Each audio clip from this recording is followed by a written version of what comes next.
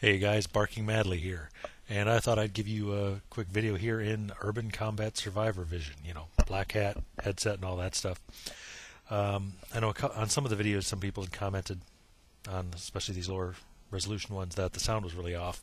Found out why, because I actually have a headset that's hooked up to this, and evidently the microphone was picking up some of the voice, but not all of it. A couple things I want to just kind of ramble on about. First off, wanted to thank everybody that's been really helpful on a lot of things. I know a lot of people will comment, that YouTube is full of a bunch of assholes and trolls, but realistically, there's a lot of people out here that are willing to help people out, give them a leg up, give them the information you need, and all just for the fun of it, just to be good people. And that's really cool. The reason I'm doing this is, one, just for shits and giggles, but also Urban Combat Survivor was one of the guys that just had a really interesting take on things and often had some really good information.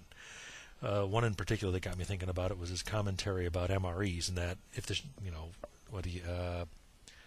time of anarchy, prolonged anarchy, you wouldn't use MREs just basically because they tear you up. If you're not used to using them, they tend to be kind of heavy, fatty, oily, whatever. And if you're not used to it, you're going to be spending a lot of time on the shitter. And anyway, I was thinking something along the lines that I don't think a lot of people think about. They give lip service to it, I think, and there's a little bit of comment, but in a long-term anarchy type of situation, it's personal hygiene. Now, if you live back east or in the south where you get a fair amount of water, rain, rivers, and whatnot, I guess it's not that big of a deal. You just keep enough reasonably clean towels and soap and water soap nearby, and the water's plentiful enough. It's not an issue. For me, out here in the desert, that becomes a bit of an issue.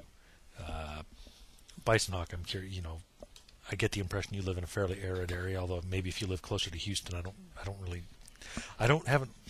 don't know exactly where you live, so could be an issue for you. It might not be. Here in California, we'll get 12 inches of rain a year.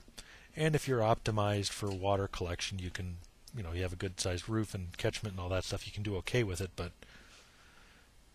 have you seen the rain that falls here in California? Do you really want to be washing your body with it or drinking it? And so one of the things I've started trying to look into is desert living minimalist hygiene. Now, everybody's favorite hippie survivor, Cody Lundeen, I'm sure has something, but I haven't been able to find anything yet. So I'm trying to look into that, but I don't know about you guys. But I go camping for 2 or 3 days.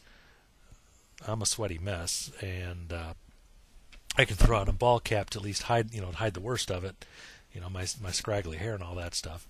But I'm not sure how like the Indians and whatnot that lived out here, how they managed to deal with it. Because if I go a day or two, not a big deal.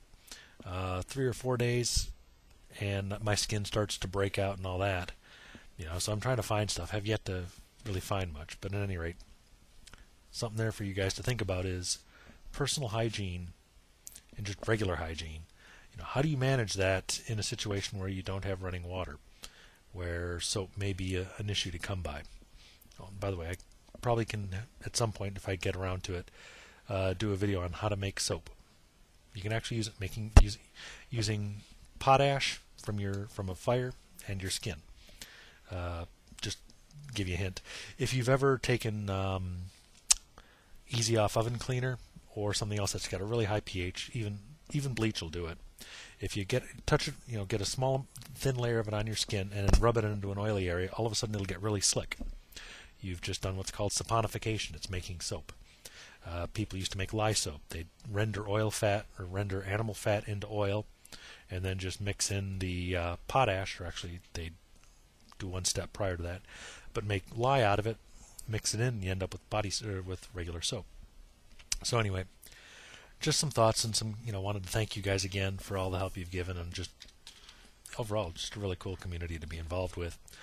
But wanted to toss some 2 cents out, and also do a little bit of a flashback to Urban Combat Survivor, because kind of like you guys, and I've done some other videos on some other subjects, but just sitting here talking to a camera, throwing out ideas, arguing, discussing things, it was Urban Combat Survivor was the one that got me involved in this aspect of it. So anyway, later.